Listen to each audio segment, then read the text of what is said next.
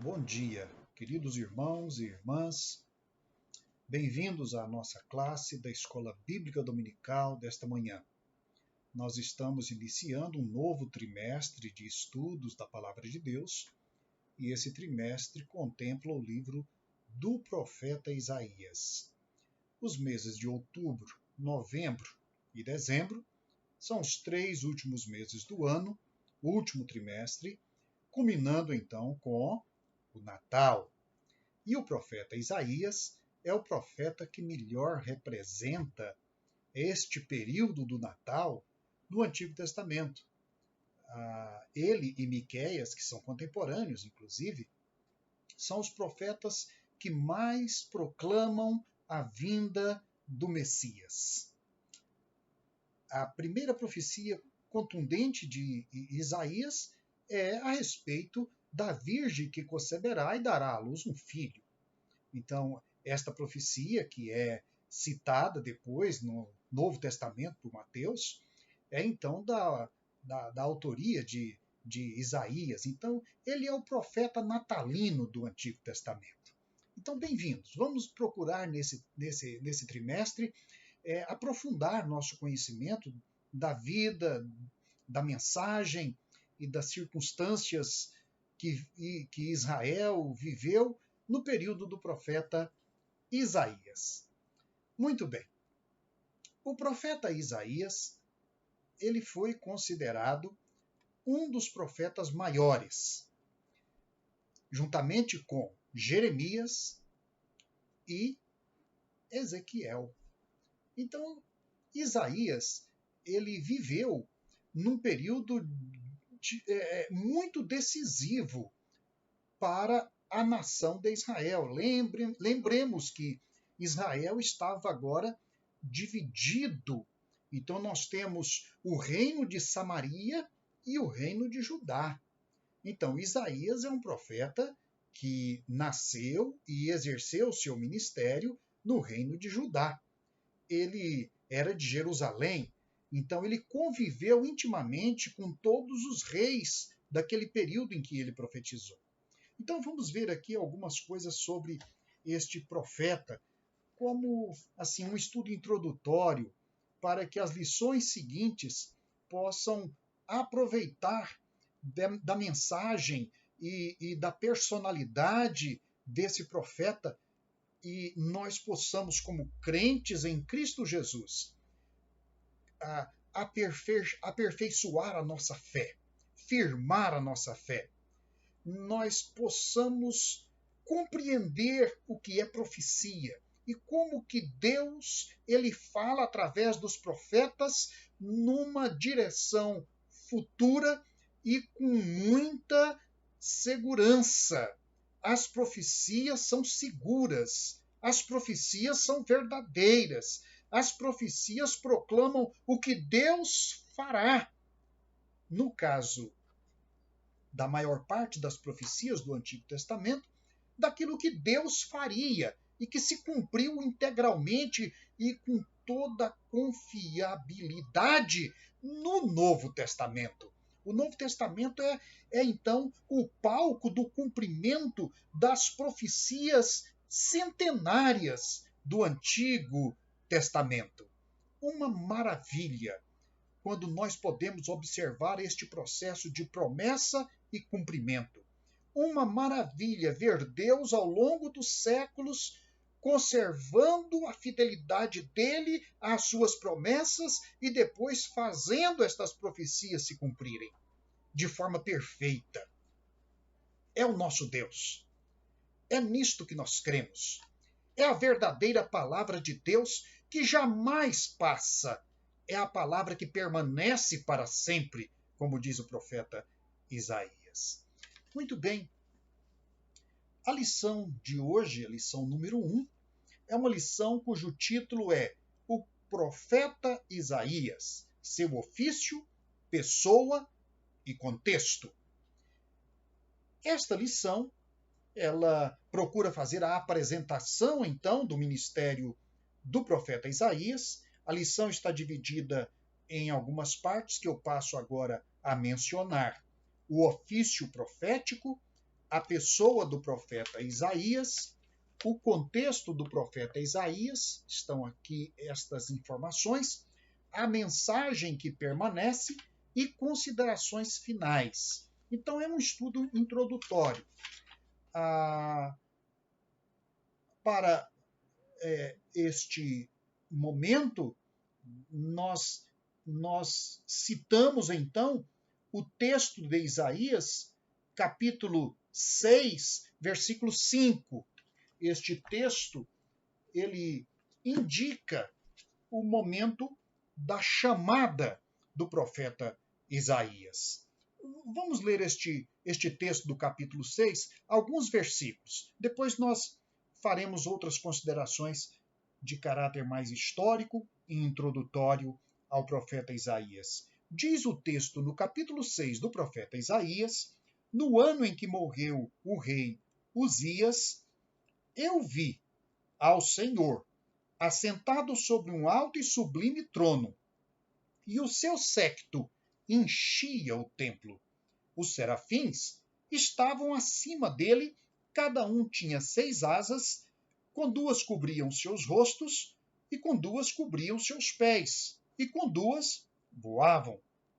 E clamavam uns para os outros, dizendo: Santo, Santo, Santo é o Senhor dos exércitos. Toda a terra está repleta, cheia da sua glória. E os umbrais das portas se moveram com a voz do que clamava, e a casa se encheu de fumaça. Então disse eu: ai de mim que vou perecendo, porque eu sou um homem de lábios impuros, e habito no meio de um povo de impuros lábios, e os meus olhos viram o Rei, o Senhor dos exércitos. Mas um dos serafins voou para mim, trazendo na sua mão uma brasa viva que tirara do altar com uma tenaz, e com ela tocou a minha boca e disse: eis que isto tocou os teus lábios, e a tua iniquidade foi tirada, e purificado o teu pecado. Depois disto ouvi a voz do Senhor que dizia: a quem enviarei? E quem há de ir por nós? Então disse eu: eis-me aqui, envia-me a mim. Então disse ele: vai, e dize a este povo: ouvis de fato, e não entendeis, e vedes, em verdade, mas não percebeis. Amém. Então este texto é um texto, digamos assim, emblemático, porque ele é o momento da experiência, da chamada do profeta Isaías. É o momento em que Isaías está no templo e ele percebe a presença poderosa do Senhor e entende o que o Senhor está falando, e ele responde colocando a sua vida nas mãos do Senhor, o que é um exemplo para todos nós. Isaías é nosso modelo de entrega, é o nosso modelo de obediência, é o nosso modelo de submissão perfeita ao Senhor. Um profeta que, logo que ouviu a voz do Senhor, ele disse: eis-me aqui, envia-me a mim. Ok. O profeta Isaías, então, é um dos profetas mais importantes do ponto de vista da comunhão do homem com Deus, da obediência à voz do Senhor, da fidelidade naquele ministério de comunicar o que o Senhor lhe dizia. E tão somente o que o Senhor lhe dizia. Ele colocava nos ouvidos, ao alcance dos ouvidos do povo e do rei, a palavra que o Senhor colocava nos seus lábios. Então ele comunicava. ele não guardava para si, ele proclamava a palavra do Senhor. O ministério do profeta Isaías, me desculpe, o ministério do profeta Isaías durou em torno de 55 anos. É um dos profetas de vida mais longa e de ministério mais longo, e aquele que teve a sua profecia completamente conservada para as gerações futuras. É interessante. Nós temos o livro de Isaías em nossa Bíblia e sempre muitos céticos, críticos, sempre colocaram em dúvida até a existência dos profetas. Eles colocavam em dúvida se estas profecias, por exemplo, não tinham sido escritas depois dos fatos acontecidos. Isto é muito grave. Parece que Deus ele colocou um evento histórico que pôs um ponto final nestas dúvidas, nestes questionamentos. Por volta do ano 1947, foram descobertos nas margens do Mar Morto um conjunto de cavernas. E neste conjunto de cavernas estavam guardados uma biblioteca, a maioria dos livros do Antigo Testamento. E um dos primeiros a ser descoberto foi o manuscrito de Isaías. Esse manuscrito de Isaías é considerado o manuscrito mais antigo que nós temos e que hoje é instrumento de pesquisa, ou melhor dizendo, objeto de pesquisa. E os tradutores da Bíblia, as sociedades bíblicas, consultam agora este manuscrito. Mas o que há de importante nele?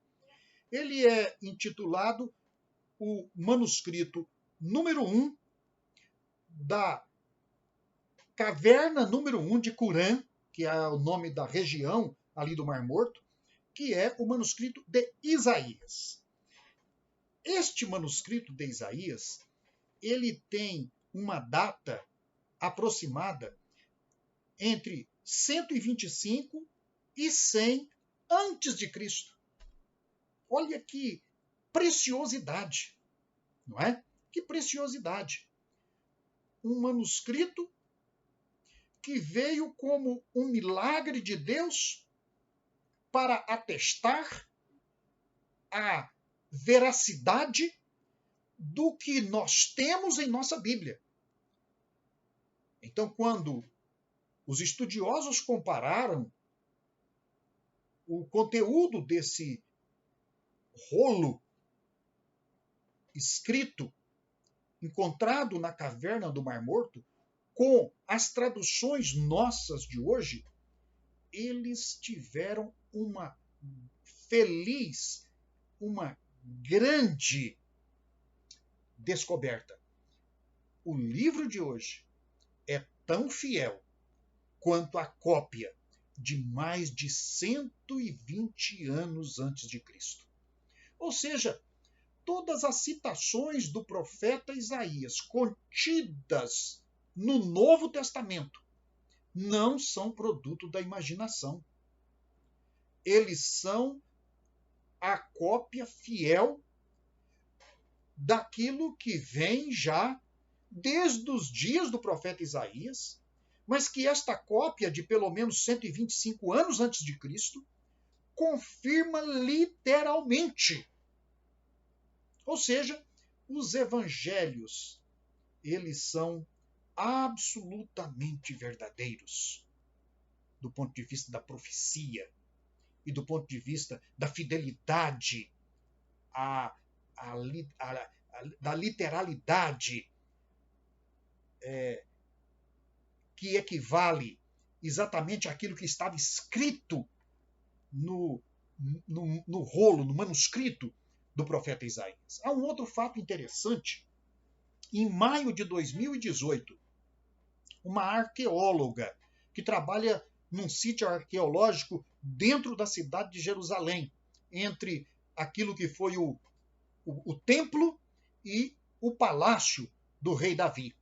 Então, é uma distância pequena, mas entre esses dois edifícios, então ficaram só os restos deles, porque foram destruídos, mas a arqueologia escava e então ela descobre os locais onde estes edifícios estavam construídos. E eles recolhem cacos, restos, tudo aquilo que seja interessante para reconstituir a história do Antigo Testamento.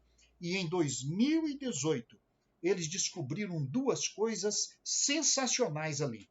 Eles descobriram pedacinhos de barro com a imagem de um selo, naquele tempo a autenticidade e a celebração de contratos era feito com selo. O rei tinha um anel, e esse anel tinha então o símbolo do rei e o nome do rei, e ele então imprimia isso em uma argila, ou então com a tinta imprimia em um pergaminho. Ora, as pessoas importantes normalmente tinham isso. Isaías tinha um anel deste. E eles resgataram daquele sítio arqueológico, dentre alguns pedaços de cerâmica que estavam ali ainda. Eles encontraram o selo do rei Ezequias, impresso em um pedacinho de barro, e o selo do profeta Isaías. Isso foi publicado na revista de Arqueologia, Internacional de Arqueologia, e é uma coisa interessante. O artigo que a pesquisadora publicou, ela faz, na verdade, uma pergunta. A pergunta é: seria este o selo do profeta Isaías? A conclusão que eles chegam, ou seja, a conclusão provável, é que eles de fato estavam em suas mãos estava a marca do selo tanto do rei Ezequias quanto de Isaías. Na verdade, era um símbolo redondo e estava escrito pertencente a Isaías, quase semelhante ao que estava também no de Ezequias. Então, isto é uma coisa importante porque estes estudos científicos, eles vão demonstrando a veracidade da palavra, a confiança que nós podemos ter nesta palavra, nestes profetas que não foram simplesmente inventados pela religião. Eles existiram de fato e eles realmente falaram em nome de Deus. Os fatos são históricos, são verdadeiros. E isto vem para confirmar a nossa fé. Não que nós precisemos de prova material, mas elas vêm, como Jesus disse, as pedras clamariam. Então, realmente, a palavra de Deus ela é confirmada a cada passo que a arqueologia dá em busca das provas para esclarecer os fatos, os escritos, os personagens do Antigo Testamento. Glória a Deus por isto. Então, esta é uma curiosidade histórica, mas que nos ajudam a situar Isaías, não é?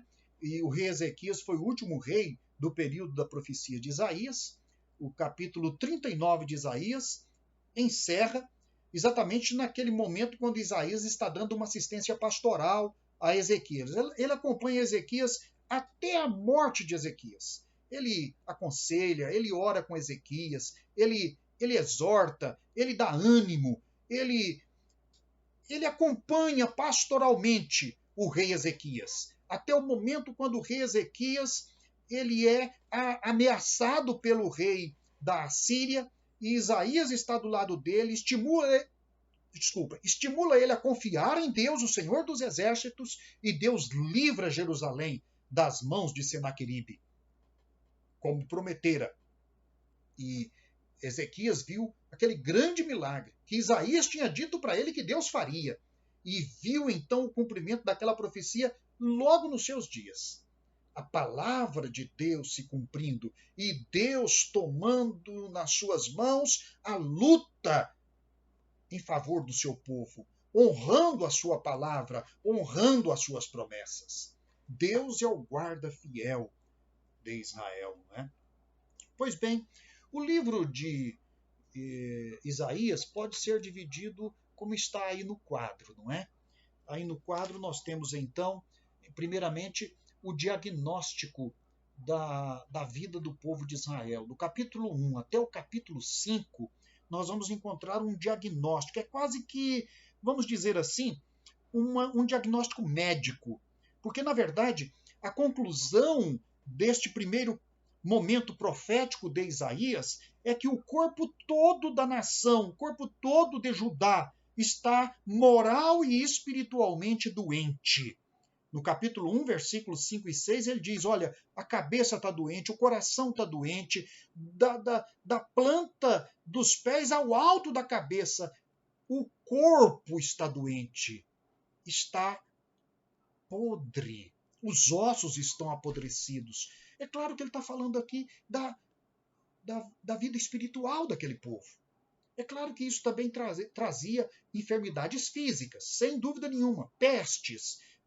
Enfim, o pecado ele não traz só prejuízo emocional ou espiritual, ele traz também as consequências para a saúde física. E o diagnóstico do profeta Isaías é de que ele estava diante de uma nação doente espiritualmente. E é por isso que lá no capítulo 6, quando ele entra no templo e ele então se encontra diante daquela visão do Deus Santo que preenche todo o templo, ele disse, ai de mim que vou perecendo, porque eu sou um homem pecador de lábios impuros, e habito no meio de um povo de impuros lábios, e os meus olhos viram o Senhor dos Exércitos. Então ele treme diante daquela visão, porque ele representava ali a nação também. Ele sentia o pecado da nação diante de Deus. E ele sentia que, de alguma maneira, aquela sociedade contaminava também a sua vida. Ele se via como parte daquele corpo. E, de alguma maneira, a impureza daquele corpo estava também contaminando a sua alma, os seus lábios, a sua vida. Então, ele leva isso para a presença de Deus. Então, esse é o primeiro momento da profecia de Isaías, é o momento do diagnóstico, a visão geral, como está a realidade espiritual deste povo. O que é que este povo precisa? O que Deus tem a dizer a respeito da condição espiritual deste povo. E é onde agora nós vemos o chamado de Isaías. No capítulo 6, com a morte de Uzias, ele entra no templo. Uzias é chamado também de Azarias. Ele reinou 52 anos em Israel, em Judá, em Jerusalém. No ano que ele morre, então Isaías entra no templo, porque Isaías previa um período de confusão, de crise institucional, de problemas muito sérios, de violência, de luta interna para a substituição do rei Uzias. Ele foi um grande rei, fez grandes obras. Ele conduziu a nação de modo muito sábio, muito seguro, e Jotão, o seu filho, era o seu aliado. E Isaías estava ali junto deles. Isaías era conselheiro deles. Mas Isaías viu que aquele tempo que estava se aproximando seria um tempo de crises profundas em Judá. E ele vai ao templo. Ele vai ao templo para buscar o Senhor. E lá ele tem a visão da glória do Senhor. E ele então ouve Deus dizer aquilo. A nação está nesta situação crítica, mas quem vai falar a ela? Os profetas estão corrompidos. O trono está corrompido. O sacerdócio está corrompido. A terra está desgastada. As ameaças estão à volta. Ameaças das nações, ameaças dos vizinhos, que iam se aproveitar daquele momento de crise para cair em cima de Judá e de Jerusalém, como os coiotes, como as águias caem em cima dos defuntos. Então, Isaías foi quem respondeu: Eis-me aqui, Senhor, envia-me a mim. E então Deus disse: vai. Então, este é o momento da chamada de Isaías, capítulo 6, que foi o texto que nós lemos, que é um dos textos maravilhosos do Antigo Testamento. Esta visão do Deus triplamente santo, dos querubins que estão ali. Olha, é como se o céu tivesse se abaixado para dentro do templo de Jerusalém, a casa do Senhor, e o profeta ali presente contemplando toda aquela maravilha. É como se todas as divisões do templo tivessem sido removidas. O Santíssimo tivesse extrapolado e invadido o Santo dos Santos, o vestíbulo e todo o ambiente do templo. E por isso ele diz: as bases do templo tremeram. A casa toda se encheu de fumaça e a glória do Senhor preencheu todo aquele espaço. Texto maravilhoso, que fala ao nosso coração sobre a adoração, sobre a santidade de Deus, sobre a assistência dos anjos, sobre aquela voz do Senhor que se dirige ao homem, chamando o homem para ser parceiro na obra de implantação do reino. Então Isaías responde. Bem, essa vocação de Isaías precisa ser olhada também a partir do ministério profético. O que é o ministério profético? Não é? E aí o autor da lição chama a atenção nossa para Deuteronômio, capítulo 18, versículo 18. Não é? Era a promessa que Deus fez a Moisés de que daria profetas. E qual seria a missão do profeta? Não é? Os profetas teriam a missão de falar as palavras de Deus, que Deus colocaria em sua boca, falar ao povo, de que este seria o porta-voz de Deus para o povo de Deus. Esse é o ministério profético. O ministério profético é o ministério do porta-voz, é o ministério do arauto, é o ministério daquele que vai proclamar aos ouvidos do povo a mensagem que Deus quer transmitir. Então, Deus chama Isaías. E Isaías atende ao chamado de Deus. O chamado, então, é um envolvimento do homem com Deus. Deus dá a oportunidade do homem se envolver com ele na transmissão da palavra dele.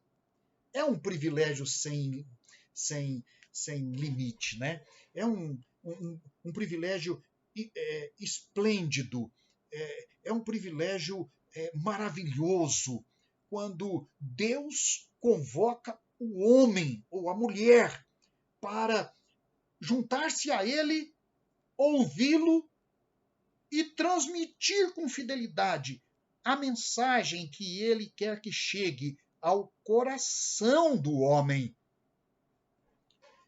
Isto é ser profeta. Isaías, então, aceita este ministério das mãos de Deus. E ele pergunta assim: Senhor, até quando? Até quando? Até quando vai o ministério profético, não é? Até quando Deus quer que os seus profetas trabalhem, que seus profetas exerçam o ministério? Então, a resposta de Deus para Isaías, no capítulo 6, versículo 9. Então disse ele: Vai, dize a este povo: ouvis de fato e não entendeis, vedes em verdade, mas não percebeis. Ou seja, os ouvidos e os olhos estão contaminados de pecado. E isto impede que os olhos enxerguem a vontade de Deus e os ouvidos ouçam e obedeçam à voz de Deus. E aí, verso 11, ele pergunta para Deus: até quando, Senhor? E então o Senhor responde: até que se assolem as cidades, fiquem sem habitantes, nas casas não fique morador e a terra seja assolada de todo. Ou seja, até o fim. Até que toda palavra se cumpra. Até que todo juízo de Deus se cumpra. Até que toda justiça seja feita. Então o profeta é aquele que caminha com Deus até o fim. É aquele que paga o preço de dizer aquilo que o homem não quer ouvir. É aquele que paga o preço de tentar levar o homem a ver como Deus enxerga e a ouvir o que Deus fala. E na maior parte das vezes ele está falando e o povo não está ouvindo. Ele é alguém que clama no deserto. É um sino que não ressoa na alma e no coração do ouvinte. Bem, a família de Isaías é uma família interessante, porque é uma família profética. Ele é apresentado com sua família em 2 episódios do livro de Isaías. O primeiro no capítulo 7, o segundo no capítulo 8. No capítulo 7, ele vem com o seu filho, apresentam-se aqui 2 filhos, não é? E a esposa, que é chamada de profetisa. Alguns intérpretes dizem que Isaías era viúvo. O primeiro filho ele teve com a sua primeira esposa e o nome dele significava um resto voltará. É a profecia sobre o remanescente de Israel. Esse filho, ele teria sido da primeira esposa que faleceu. E então, Isaías contrai núpcias com a segunda esposa, a profetisa. E dela tem um filho. E agora sim, este segundo filho também recebe um nome profético. E o nome é mais ou menos assim: ataque rápido e saque rápido, total, saque completo. Então, é a palavra de juízo que tinha como objetivo alertar o povo de Israel para a iminente invasão que aconteceria se eles não voltassem para Deus. De que o inimigo era rápido e feroz e saqueava tudo que tinha pela frente. Então, se Judá não estivesse na presença de Deus, se não houvesse uma conversão ao Senhor, aquilo iria acontecer. Então, a família de Isaías era uma família envolvida com a pregação, uma família, digamos, de profetas. E Isaías então, considerado um dos profetas que criou uma escola de profetas. Ele chama de meus discípulos. E isto se prolonga, então, por todo o livro de Isaías, que a figura histórica de Isaías vai até o capítulo 39. E os intérpretes consideram, então, que do capítulo 40 até o 66 é a parte em que os discípulos de Isaías trabalharam debaixo da inspiração e do aprendizado que tiveram com Isaías. E Deus usou todos esses discípulos para poder, então, trazer a sua mensagem, anunciar a sua mensagem ao povo de Israel. Bem, desta família, nós podemos agora ir para os reis que estiveram no trono ao longo deste período ministerial de Isaías. É o período que vai do rei Uzias até Ezequias. Lá no livro de 2 Reis, capítulos de 15 a 20, é a parte que traz o relato deste período histórico, da monarquia destes reis, e como foi, então, o reinado deles, quais são os problemas que este reinado trouxe, e como foi o conflito violento, tumultuado realmente, o período pós-morte de Uzias. Ok. No contexto das nações, Isaías estava num período de grandes impérios. O Império Assírio, que é o Império Babilônico, lá do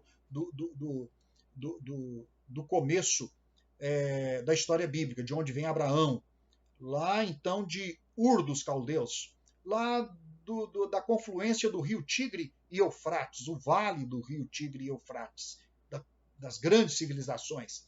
Então ali estava a civilização assíria, que depois, não é, da queda da Assíria, sobe então o Império Babilônico, do período de Daniel. Do outro lado tem o Egito, muito forte, que vivia em conflito com a Síria. O objetivo da Assíria era conquistar toda a região onde estava Damasco, Israel e Judá. As nações que por ali estavam ao redor já eram nações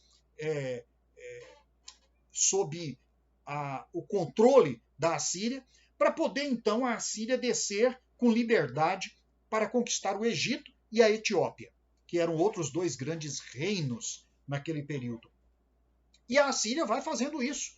E a Assíria partiu então para conquistar todas estas terras e todos estes impérios. E é no meio deste conflito, então, que está Judá. Judá está em conflito com Damasco e em conflito com Efraim, que é Samaria. Judá está com medo da Assíria, Judá busca apoio do Egito, enfim, aquilo estava, então, uma panela de água fervendo. E Isaías ali, tentando aconselhar os reis, anunciando a vontade de Deus, proclamando profecias e buscando a paz para o seu povo. Os reinos, então, da Síria, Damasco, Samaria, o Egito, a Etiópia, a Arábia, e depois, no final da vida, Isaías ainda vai ver a ascensão da Babilônia, que é aquele reino poderoso de Nabucodonosor, que conquista o trono da Assíria e se torna, então, o império dominante posterior, até a época do final da vida de Daniel. Ok. O grande marco do profeta Isaías é, então, a projeção de futuro. Parece que, naquele momento presente, a vida histórica de Israel caminhava para um esgotamento. Como ele mesmo via, caminhava para um cativeiro. Não porque Israel fosse fraco diante das nações, ou que Deus não pudesse protegê-lo dos grandes impérios. Deus plantou o povo na Terra Prometida quando haviam também grandes impérios, e Deus protegeu. Agora o problema é que o povo tinha se afastado de Deus. O pecado estava enraizado agora na terra de Judá e na terra de Samaria. O problema, então, foi o afastamento do povo da vontade de Deus, da aliança. E este afastamento, ele acabou dando espaço para a idolatria, espaço para o materialismo, espaço para a vaidade, a soberba humana. E isso tudo foi ocupando o coração de Judá e de Samaria. quando Isaías está exercendo o seu ministério, e com ele outros profetas, como Miqueias, Amós, etc., eles estão quase que falando sozinhos. Quando nós lemos Jeremias, por exemplo, é Jeremias lutando contra uma centena de falsos profetas, com uma nação mergulhada na feitiçaria, na idolatria, na corrupção, na prostituição, e que não queria dar ouvidos ao profeta. Então Isaías sabia que o tempo estava se esgotando e que restava agora era a promessa do Senhor para o futuro. Por isso, um dos filhos dele se chamava O Remanescente Voltará. E é o que vai acontecer do capítulo 40 em diante. Toda a profecia de 40 ao capítulo 66 são profecias relacionadas ao futuro de Israel, ao futuro do leão de Judá, a volta do remanescente depois do cativeiro, que durou 70 anos. O cativeiro assírico e depois o cativeiro babilônico.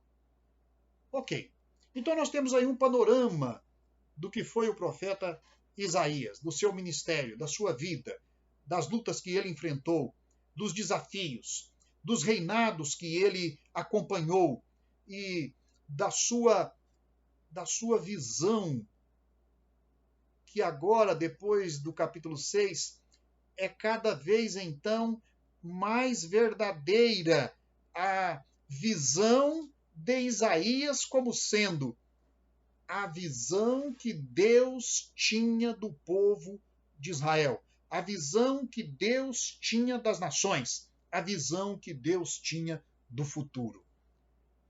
Deus abençoe esse trimestre em nossas vidas. Vamos aprender um pouco mais da palavra, vamos confiar mais na palavra, vamos buscar o conhecimento de Deus na palavra. Deus abençoe os irmãos. Um bom domingo para todos os irmãos, em nome de Jesus.